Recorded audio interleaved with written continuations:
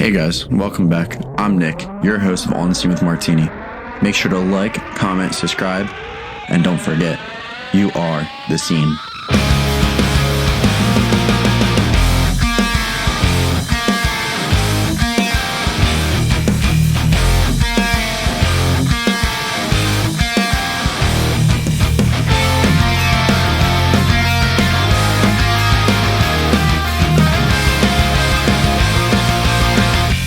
What's up, guys? It's Nick on the Scene with Martini. Today I got Tyler from Scarab and Gridiron. How you doing, Tyler?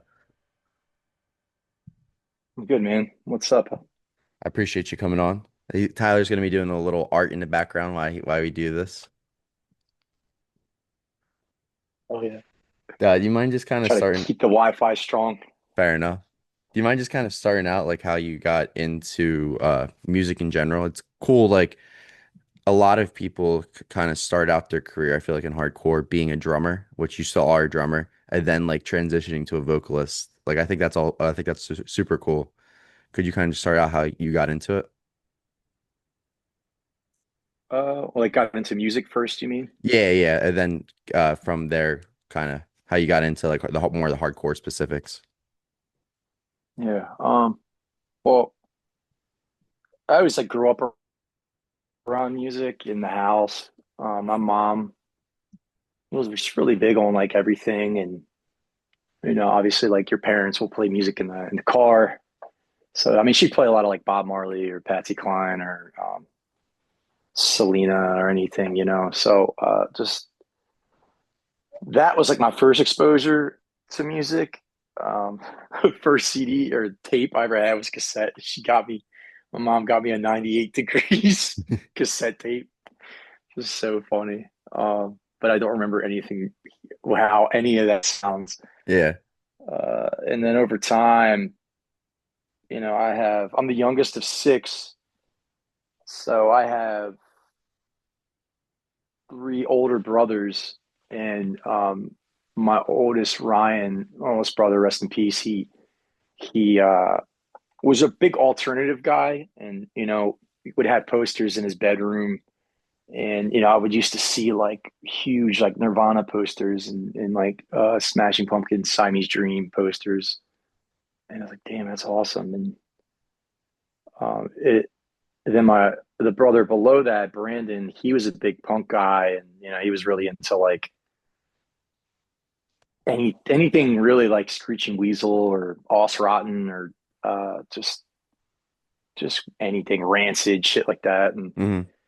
then the real stuff, my brother Brett, below Brandon, was just into the craziest stuff, and that was like the harder stuff. And so Brett would have like he would take the inserts of a jewel case from a CD and he would tack them to the wall like really neat, and they'd be like that perfect square of the insert, and his whole wall would just be like every different album, every different like band album, and like so when I started to get into like the harder stuff, I would see what Brett was listening to, and I would borrow CDs and get on the school bus and put it in my Walkman and just listen to anything crazy.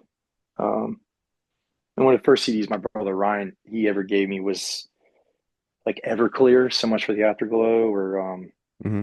I remember he gave me Jimmy World Bleed American for Christmas, and it was like a burnt copy. It was cool, but so yeah, I got a lot from them, and just like these different diversities of music, and especially my mom. My mom was just really into everything, and so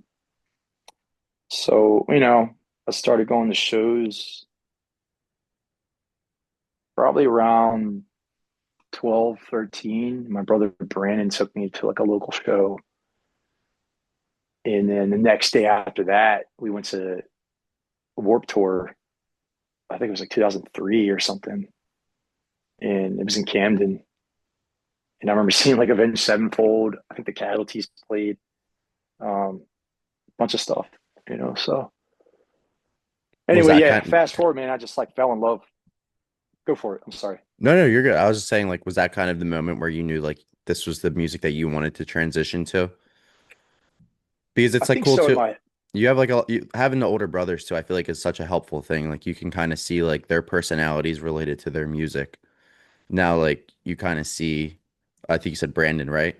Um, yeah. he was listening to like the more like Warp Tour stuff, like that was kind of like this is what I want to listen to more. Hmm. When you Yeah, the Lars. when you got into like when was like your first hardcore show then? You said 12, 13. I'd probably say a little later, maybe like, yeah, 13, 14. It was at the Harmony Grange in Wilmington, Delaware. I can't remember. I grew up going to like at first going to like that era, that early 2000s was this really big metalcore Headbangers Ball 2 Mm-hmm. era. And then I had a lot of friends that were like indie kids, indie alternative stuff, like, listening to Brand New or Armor for Sleep or like anything like that. So there weren't a lot of hardcore shows there. And it was like metalcore and like, I don't know. And like, so one of the first bands I remember seeing ever, what was kind of hardcore adjacent was All Else Failed. Mm-hmm.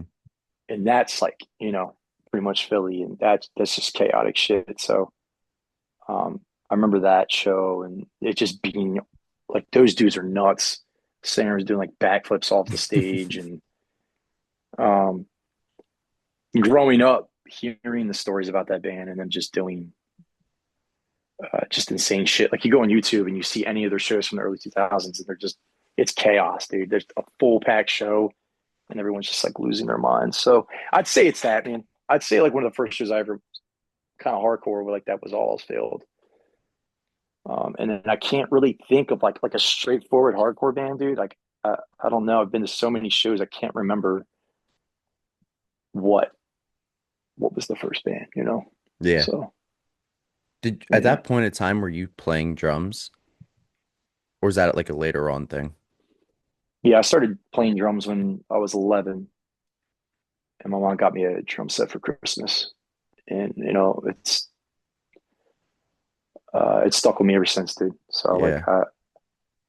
I think, yep. I played all the time, even when I was still like a teenager. So yeah. When you started then playing drums, that was like kind of like your initial um were you into bands a lot or was Gridiron kind of like the first like real deal band that you joined for drumming at least? I'd say like, yeah, I mean, Gridiron is definitely the biggest band that I've been in, just due to like touring and the crowds and the amount of opportunities we have and just having a manager and like putting out like records and stuff like that. But I started being in a band when I was probably 16, super young, like super little. This was just like an indie alternative band, and it was really nothing. It was just like a silly band.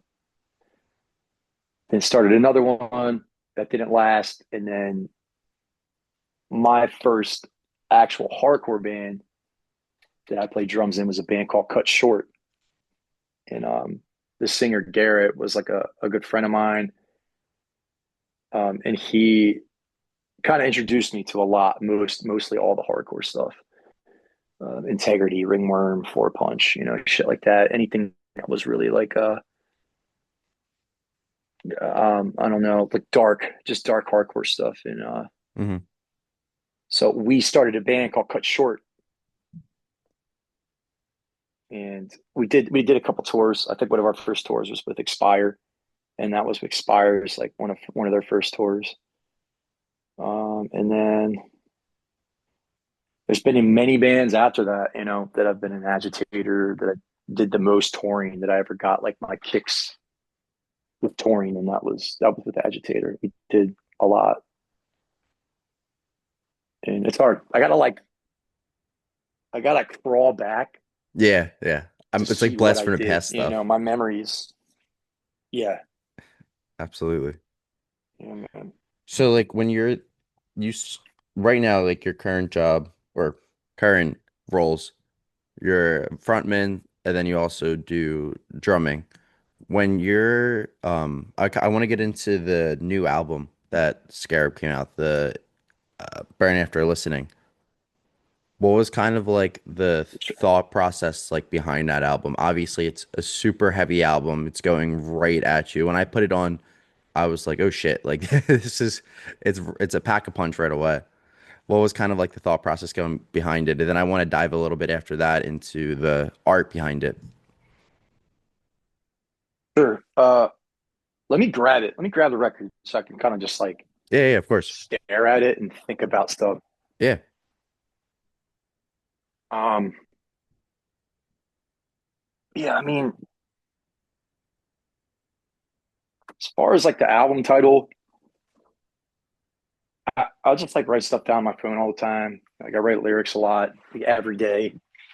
Track titles, song titles, and I just did like just burn after listening kind of stuck, and just kind of write a lot of negative stuff, and I feel bad when I write it sometimes.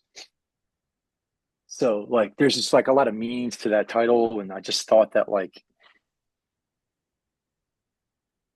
uh, fuck it, like burn it. Yeah. You know what I mean? Like just disregard all of this. Like, it's just like I don't know. I thought it was cool and fire. To me, Scarab is a very fire elements band. It's fucking like fire and water.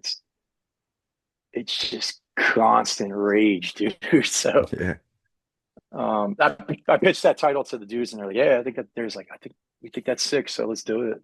Um, So when you say you like so write yeah, I about mean, going in, go for it. I'm sorry. no, you're good. When you say like you're writing negative things, do you feel like it's like anything's like self-reflection, or is it just you're so used to the genre and being around it that that's kind of how your writing style gravitates towards? I think it's a little bit of both. Self-reflection is a good way to put it. It's weird, man. I'm just kind of like in between. I'm like, uh, I like to write because it's cathartic and like it's a release. But at the same time, I have this like weird guilt complex where I feel bad for putting negative things out in the world, and like, but it is what it is, I relate, you relate, everyone relates with negative music or Mhm. or anything sad stuff. And some days I'm like, damn, I shouldn't have wrote that. And then some days are like, good, I don't give a fuck, I teeter on both ends. So it's weird. Um, I don't know if that really answers the question, but No, I get what you're saying. I mean, it's like one of those things, especially in the hardcore world. Um, it's not like hardcore. It's not like, and there's no shade about what I'm gonna say. Like, there's yeah, like in the hip hop and rap world, right? They talk like they a lot of times like you see like the same common threads of like actual like violence, but in the hardcore world, I feel like it's more of a release, and that's some of the reasons why the artists themselves like put themselves out there. Because I mean, hardcore to like to the you know the regular eye is just like a kind of they're like what's happening? Like why is everyone screaming? Why is everyone yelling? But to us it's like a release. yeah, You know what I mean? So like right, I get what you're yeah, saying like it's weird putting out negative thoughts, but at the grand end of it, like we know and everyone else knows that it's not like a this is actually what you're doing or this is it's more of like we're gonna relate to you and like this is your craft. You know what I mean? yeah. It is. I mean, everyone's got their own way of doing it too. They're just, yeah, I know what you mean. I think I just grew up listening to stuff that was really like so just writing vulnerable stuff or like emotional sounding stuff. I've always liked the dark emo things, and Hmm. so I could think of two big bands that kind of had a really big influence on me, and that was like Blacklisted, which is like the dark side of hardcore, Death Wish records, Yeah. and then Have Heart, and Have Heart is like this kind of like overcoming a little bit of positive, Yep. Bridge Nine records, like the shiny side, but at the same time, it's pretty emotional. But two of those bands, dude, like that era, a lot of my friends and I grew up in that era of like 2008, or I don't, sorry, 2006 to, I don't know, 2012, whatever you could say. A lot of those bands were writing like how they felt, and a lot is different now these days. Like it's not as, I shouldn't say that, but like I feel like there's just not as much vulnerability these days Hmm. when it comes to lyrics. I feel like it's very, I don't know, it's not as deep, I guess. So I don't know. I mean, that totally makes sense. And especially now, like I didn't grow up with music at that time, but just from like a in general standpoint, people are a little bit more scared of what they write. And just from like a judgment or a even like from a professional standpoint, I feel like too, like with like record labels and having those like on paper, it's like a paper trail, you know? So it's like you have to feel comfortable doing it. And I feel like a lot of people aren't comfortable doing it. No, that you're totally right, dude. Some people just, I'm not, and there's no shade or whatever. It's just Yeah. like people just don't know how to, or like have never really thought of it that way, until like it's like, yo, it's okay. You can say how you feel, man. Like, and this goes back to what I was saying earlier. It's like, damn, I feel bad for putting negative stuff out in the world, but that's the war you kind of like put yourself. You're like, damn, I shouldn't have said that. But Hmm. like Last Day, Scarab, the Last Day song was like, there's a line, and it's just, uh, it shouldn't feel like a crime for the way I feel inside is a big epitome of like all this. Yeah. Um, but yeah, I mean, I guess that's just where it comes from. I don't really know. So talking about this record, like I know you just asked the question, like as far as like a theme or anything like that, I think we just really wanted to do like songs that were cohesive that go right into another, a Yeah. very smooth um, record. And towards the end of it, I was like, this song should go here, this song should go here, this should go here, this should have a transition. Uh, but I don't know if we really had any plans. It's just like Lennon and Breza just had Lennon writes the songs, the guitar riffs. He's like, yo, I got this idea. And, we'll go to fucking Grace Ferry and practice. And I'll be in the background and like as well. And we wrote like 8 songs that way. And so, yeah, Lennon has the songs written and then Breza just, drums to them. And I wish I could remember like a lot of it, but it went pretty quick, man. When you were So, doing it, like, is there any plans in the future to kind of this new album to kind of make it like a portion of your set where like it's also easier for the band to kind of remember like where to go in terms of like set list formation? I'm not really sure what you mean. Like, So like you were saying about earlier about how it's a like cohesive album, right? Like it's like one song goes into the next. Do you see mhm. yourself when you do the set list in the future kind of going just like from like song one to the end, the song eight? Yeah. I mean, I don't know if we'd play the whole album, but it kind of is like a set list. Yeah. It's when you practice, a lot of bands will think like, "Hey, let's throw a transition in between this song and the next." It adds a lot of spice to your set, and it's good to be like really good at your craft and what you do live. So yeah, I mean, we will write set lists. Breza comes up with a lot of the set lists. I'm not too good at it, but we'll come up with shit like that. So I guess that idea does go into the record as well. But at the same time, it's kind of like there's so many records that have done that. So Hmm. there's so many bands that have done that. And I just think that, I mean, I don't know. I think all albums should have a little bit of that cohesiveness.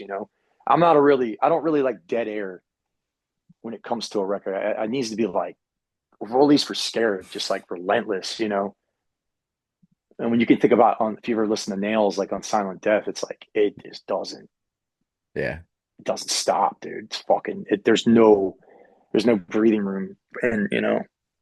And honestly, that is like when it's funny you said that because that was the band that I was thinking of. I saw them in May at Baltimore Soundstage for like their Memorial Day SmackDown. I don't know what the actual title is called, but they were the headliner, and it was literally like the second they were done, he had like one line, and they just went right back to it, and it got heavier and heavier and heavier. Holy shit, They actually dude. they Yeah. played the same they played the same song like 5 times, and they were like, "This one is for Scott Vogel of Terror. We love Terror." And then they would just go into the same song and play it heavier. And then 2 seconds later, "Okay, guys, you guys are gonna know who this is for. Who's it for? Terror."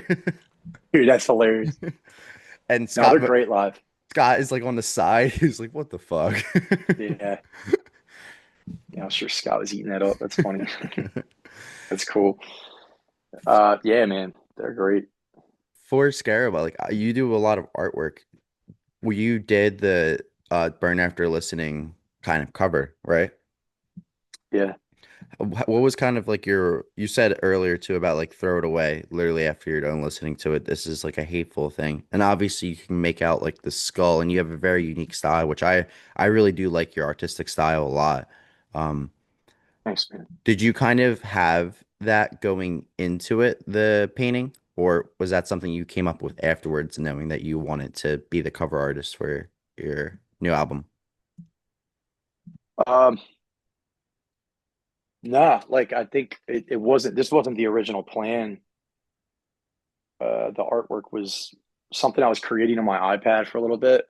It wasn't this. It wasn't this artwork. It was just Hmm. something else, like a different draft. And well, Lennon was just like, "Yo, do you want to do the artwork for this one? I think it'd be cool." And I was like, "Yeah, I'll try to do some." And I did like a hodgepodge kind of collage dystopia type of thing. It just wasn't hitting. And I showed it to the guys, and I guess it just didn't really feel. They're like, whatever. I'm not feeling this. So I remember one day, just like in the group chat, John was like, our bassist John, he was like, "Yo, what about this, dude? Like, what about using this thing?" And it was a painting that I already posted on Instagram, and it was this cover here. That's the Burn After Listening cover, and I was like, I mean, I posted it already, so I feel like people might see it and not be as of an impact. I was like, "What do you guys think?" Like, yeah, we should definitely fucking use that. And so that was where the idea came from. But by the time John had said this, I posted this artwork on Instagram, and I sold that piece like immediately. Um, and the owner, the guys, he lives in like Bucks County, Hmm. uh, so he bought it, and then the idea came after. So, uh,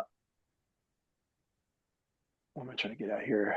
Um, so we're like, yeah, let's use this. And Lennon and I got together. I went up to his house, and I had a picture of it that I took of it, and that's just as high quality as it got from my phone. Uh, Oh, like the piece itself is just like a photo that you took from your phone. Yeah, it's not a scan, it's a photo. It looks good, So honestly. Like I'm looking at it now. It doesn't look bad at all. Like, no, it looks crispy. Looks pretty yeah, good. it was good. Shout out Apple, I guess, for that one. Yeah, no. So I tried to take the best high quality photo I could. I sent it to Lennon. Lennon printed it out full color from just a printer. And I was like, yo, let's, it just gives it that extra, like when you print, scan, the tooth of a piece of paper just has like that grit to it. Hmm. So, I mean, we had the copy of the paper and we just started, I was like, yo, let's fuck with it. Like we did this for Seeking Chaos and Revenge. Um, but for this one, we took it, I was like, yo, let's burn the edges. Took a lighter, just burnt it, and it was burning too quick. So Lennon was like, yo, what if we just put scotch tape on the borders of it? I was like, okay. So we put scotch tape on the borders of it and then we would burn it and it slowed the burn down enough for us to stomp it out every time. So we burn it, stomp it out, burn it, stomp it out. And by the time it was done, you can see the actual piece on the artwork and it's just tattered, like it's just fucked up. So and that was it. Like that was the piece. So if you actually look at it, you can see like burns and tape and shit on it. As far as these like tribal kind of thorny type things on the outside of it, it was really I just did that with pen around it. And then yeah, we pretty much scanned it and got a pretty good sharp resolution version of it. And there's a duller version that we had, and then there's a more richer contrast version. And the one that we went with was the richer contrast. So yeah, the easel that I have my phone on right now, I'm talking to, that's where I did it. Just right in front of me, right here is where I did it on the at the actual painting. Like it's a big black piece of paper. Yeah. And I would just can't. I came home from work one day, dude. I just did it. I did it in 20 minutes.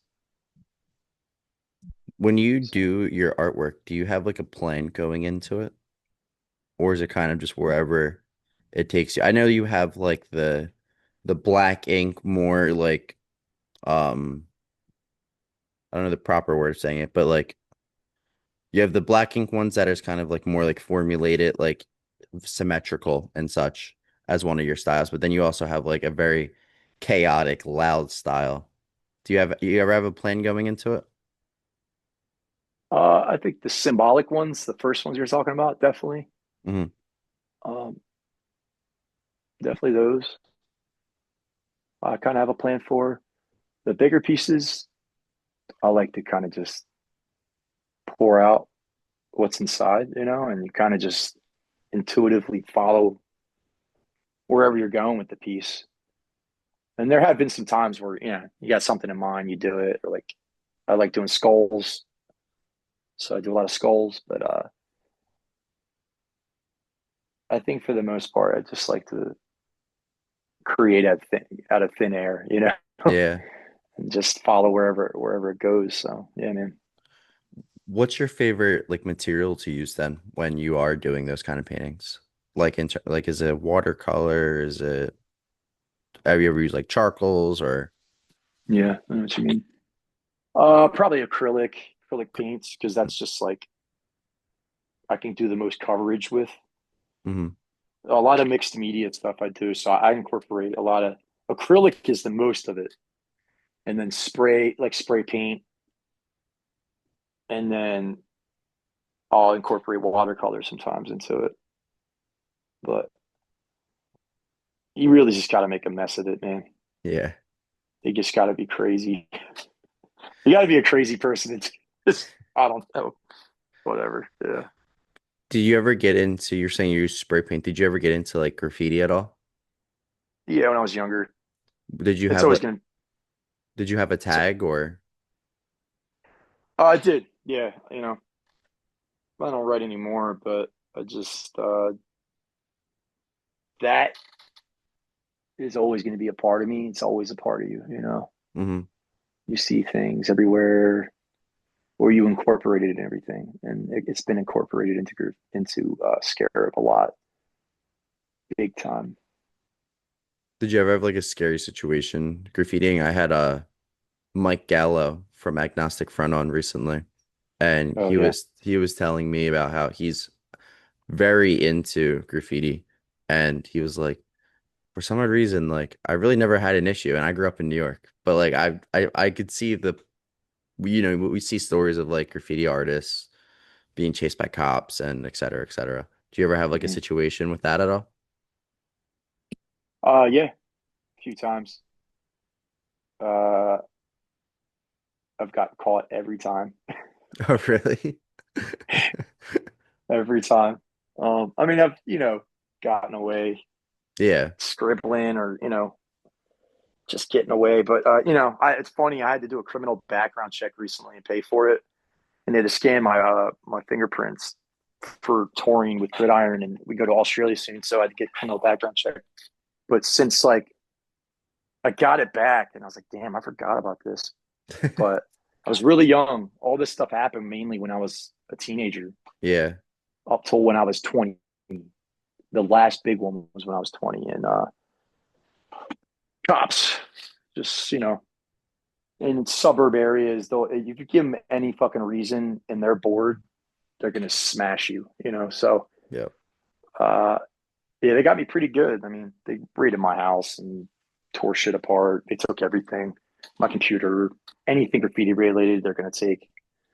So it's funny looking back. I mean, that was 2012, dude. That was 13 years ago, and yeah, it sucks.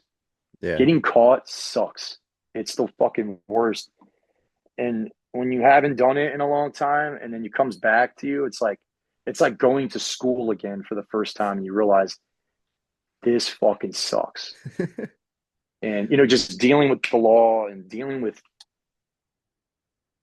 money and fines and probation and community service, like it's so annoying, dude. So you get old and you're like, I cannot afford to do this anymore. Fair. Did you And some dudes would be like, "You're a fucking pussy." yeah. I don't care, bro.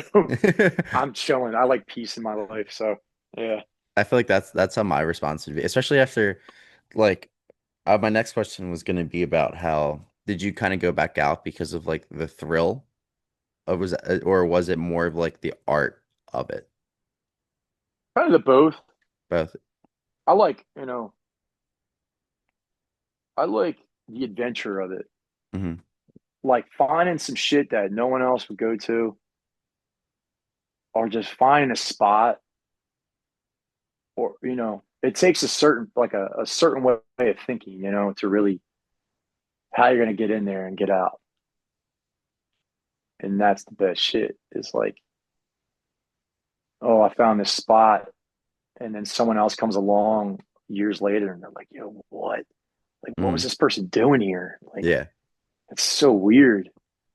And it's just a weird, mysterious thing, dude. I think it's so cool. It will never stop. Graffiti will never stop. Sorry. For me, maybe. Yeah. But But for for the other culture. people, it's just like a fucking plague, man. It really is awesome.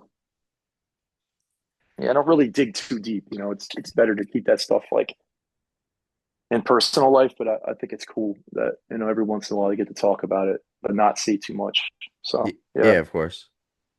You guys have a lot of shows coming up. I think Gridiron and Scarab in general, you guys have been absolutely killing it, especially this year. Putting out Brandon for Listening and then putting out a um, new Gridiron album, which did fantastic. What's like kind of a show that you're looking forward to coming up to? You're saying Australia coming up soon? yeah, we're stoked. Gridiron's pretty excited for that one. That's Australia, and then we go to Japan right after Australia on the way home. That's awesome. So Japan is a huge plus. But I've never been to Australia. I don't know what to expect. So Yeah. we're all just like very excited, and apparently they just are. It's really great down there.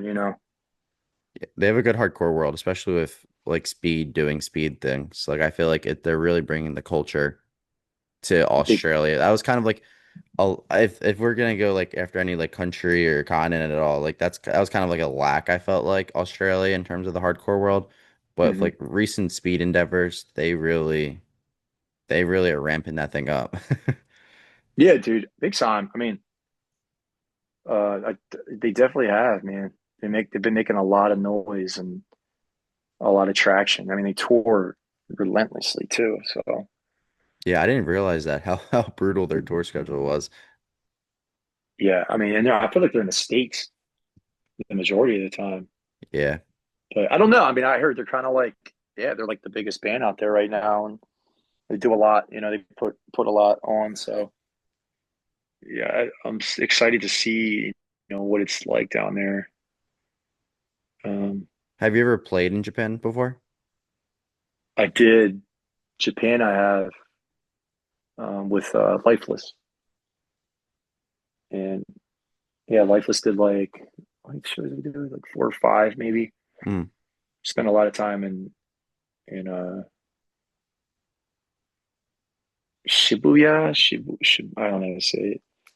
I think In that's right. Shinjuku, like Yeah. pretty much Tokyo. Tokyo's so huge. It's like Yeah. these like 23 wards, like which are boroughs. It's fucking huge.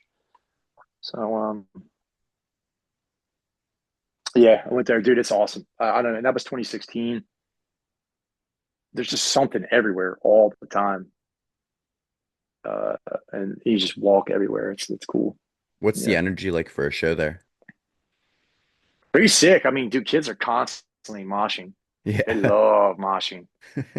Um, and the shows are always packed out. Yeah.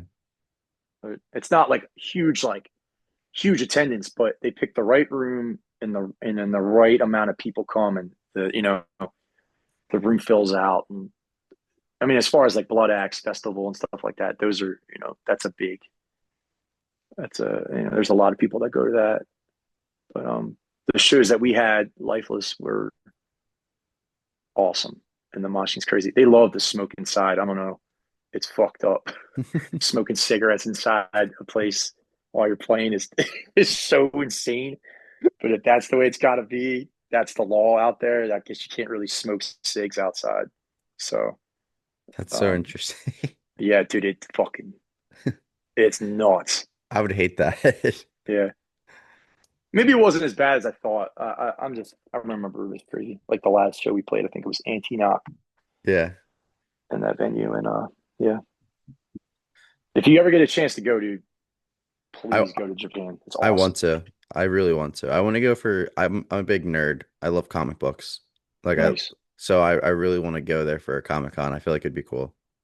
Oh, that would be on crack for Yeah, sure. I would love Yeah. that. I usually go to New York Comic Con, which that's actually coming up while we're recording this next week, so I'm pretty pumped about that. That's all that's been on the schedule. Oh yeah. Well, is anybody like special going to be there? I'm Are you not too from big on comics. I know a few artists, but that's it. Like as far as Japanese or manga or anything like that, I don't really know too much about that stuff. But I mean they get like the big guns. Like are you familiar with like Jim Lee at all? I think so. Yeah, he's like the big Batman creator. He's like the CEO of DC Comics. Okay, He's gonna be there. But I'm a big nice. Batman guy, just in general. Like I something about like his lore and like I love the villains in Batman. I think it's the most well written superhero. So I usually go there for that and kind of just meet all the creators and stuff. Hell yeah. There's Would you say you're more of a DC guy or a Marvel guy? See, it's funny because I grew up a Marvel kid, as most do. I'm 23, so like I was in a peak of Marvel. Like Nice. the Avengers going crazy. Like I was like, 10, 11. So like obviously I'm wearing like Thor shit and running around in my Hulk stuff. But like now I would say I'm definitely more of a DC guy. Yeah, How about you? that's crazy. I would say Marvel. It's weird. I don't know too much about DC, but obviously Spider-Man. I always thought the villains were just the craziest dudes. Like all the symbiotes and shit like that. Like Carnage is probably my favorite villain. That's a good one. Um, and just like I think it's all sick, man. Everyone just having a superpower, like Yeah. just it's so cool. But yeah, Going in, Batman's sick too. Yeah, sorry. Go ahead. no, no, you're good. You're good. Going into like your shows too, you had that record release show recently. Um, Yeah. what was kind of, I feel like a lot of times, like in Philly, especially, like I thought it was cool that you guys did at the Upper Darby American Legion, right? Hmm. I thought it was cool that you guys picked that venue because it's like, oh, it gives like a very local vibe for it. Like it's not like a traditional venue, I would say. What kind Hmm. of was your idea going into that instead of going to like Yuki Club or Photo at the time? You know what I mean? Like going more of a traditional hardcore route. Yeah. I mean, as far as Scarab, we're just like we don't need a bunch of shit. Hmm. It's just like put a few bands on a show. You find a simple venue. You don't have to go through a bunch of people and like all this shit. You got like a pretty simple sound system and a simple back line, and that's all you need. Um, so I think Lennon and Bob were together, and they put a lot of that on. Bob does shows at the American Legion Hall, Hmm. and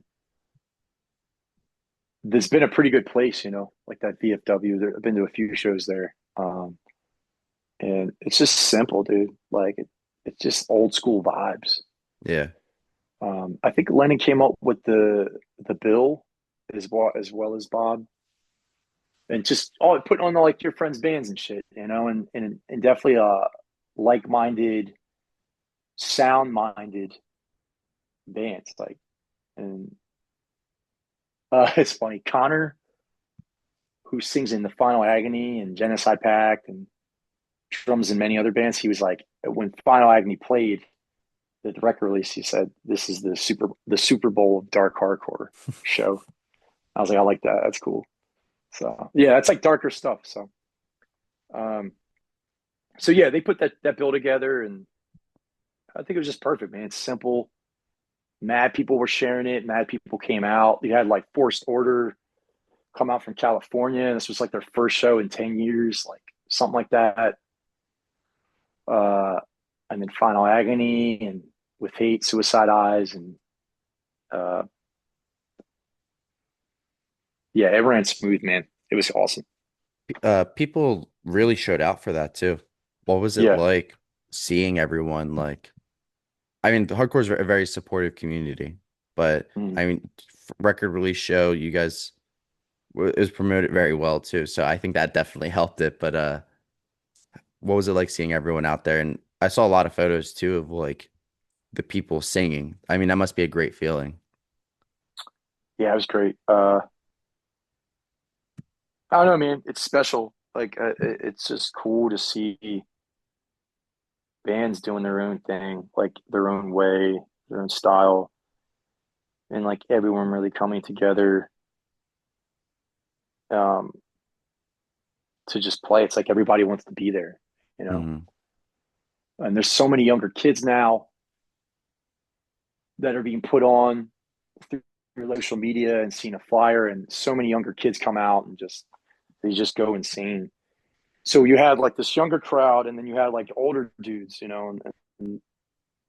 um, it was just I don't know. I think that's what it was. It was a majority of like a lot of younger people and a lot of older people that have been around for a while. So uh, everyone just kind of likes the same shit. It's cool. Hmm. Yeah, but every band had a great reaction. So Yeah. I'm really it was excited. hot. It Hot. was fucking hot. It was so hot. Yeah, When wouldn't be a you VFW show without being hot. So yeah. Yeah, when you're going into a show, then like obviously you have, I think it's safe to say, a very hard scream. Like it's not an easy thing. Like how do you prep it all for that? Like rest, or do you kind of just go in and just do it and just that 25 to 40 minutes is going to be like the time you could recover after. Uh, Sometimes in my life, I'll go through like hey, I should prepare and warm up. And then shows like this, I'm just like, fuck it. But the best thing to have is a monitor, a vocal monitor. Hmm. If I have that, I won't warm up as much. I think it's important for the longevity of your voice, or the longevity of anything, any muscle or working out or anything like that. Is like, yes, warm up, warm down, stretch. For this one, I didn't take that advice. I just went in raw because the show was just going so quick but smooth, and I was like selling merch, and I was like, I don't have time to do shit, so I was like, let's just go, dude. Yeah. Um, but yeah, it takes about doing something like that with no warm ups. It takes about 3 or 4 days to get my voice back, like Oh, how really? it is now. Yeah. The first 2 or 3 days, it's pretty sandpapery and like fighting to like say words, you know. But I don't know, man. I skateboarded my whole life and like never cleaned a cut, so I just fucking don't care what happens, you know. Don't take my advice. Anybody listening to this, don't do that. Take care of yourself. Yeah. I'm really excited to Saturday, December 20th. I mean, that's a huge bill to be a part of. Gorilla Biscuits, American Nightmare, Kill Your Idols, Yeah. Desperate Measures, Love Sick, Scarab. I mean, that's a huge bill at a good venue that's been absolutely killing it this year with putting on shows. You had Hellfest and Incinerary did their one-off there. What's it like being on a bill with, I mean, keep it simple, legends, truthfully, in the hardcore world, pioneers? It's awesome. It's awesome. I think it's cool to be on those because you see a lot of older guys that aren't really like social media savvy like the rest of us. Hmm. And so they're that way of exposure to them is like, you know, they see you live and, you know, they're like, damn, I've never heard this band before. And that's cool, you know. As far as playing with the legends, dude, it's just sick. Like it's sick to be a part of that like legacy that those bands that got you into it, you know. Yeah. And then you fast forward it like 10, 15 years later after you've been around and you're like, oh shit, I'm actually like playing a show with them. Like American Nightmare is like one of the first bands that was kind of like made me appreciate like lyric writing and just like poetic stuff and West Side Soul and shit like that. And that band's so cool. And GB is just like energy, dude. Just it's constant energy. Just super awesome. So yeah, I think this is the first time to seeing Desperate Measures, so I'm stoked to see them. I saw Gorilla Biscuits last week at CBGB's festival. And Hell yeah, dude, it was crazy. I was talking to Civ before the show, and there was like, nice. I'll send you a picture after this, but there was like, it was like weird. It was like 10 feet, and then there was a step, 10 feet, and then there was a step. And I was like, I don't know how this is gonna go. He goes, I don't know either, but there's rocks. And I was like, what? He's like, there's rocks on the side, and I I will be on the rocks. He's like, I brought a wireless microphone just for this. And Oh my god, he brought you should have saw the Live Nation or whoever whatever security they had when Civ went onto the rocks. You would have thought that someone was trying to like burn down the place. It was hilarious. dude. But it's just cool. Like you see, that was also a time where you see the young kids pop out, but then you also see, like you said, the old heads or the people that were like early onto the scene. Like Civ shouted out, there was like members of like Warzone that were there, just like hanging out. Damn, So it's just cool, you that's know what I mean? awesome. But then you have like, Trip from Angel Dust listening, and you got like it's just cool that you could see that kind of growth in the community. Is there Different any generations. Yeah. Yeah, yeah, absolutely. Is there any bands right now that you're listening to that on like a day-to-day basis in terms of like the hardcore world? Like what's your Um, daily listening? I listen to C4 a lot. Okay. I like, I just like hard, funny shit like that. They're and Owen's voice is so sick. Them. I gotta think of who else. There's a band called Steroid that I've been listening to. I think they're from Australia. They're like they sound like a video game, but they're just like cracked out. They sound like a video game. Yeah, I gotta look at. Hold on, let me look at my Spotify real quick Oh, you're good. because like I just have a really bad on the spot time. Um, who else? But yeah, dude, I'm super excited to see you guys at that show. Uh, the Gorilla Biscuits one. That's gonna be sick. Yeah, that's gonna be fun, man. I'm stoked for that one. I mean, Fatal Realm, definitely.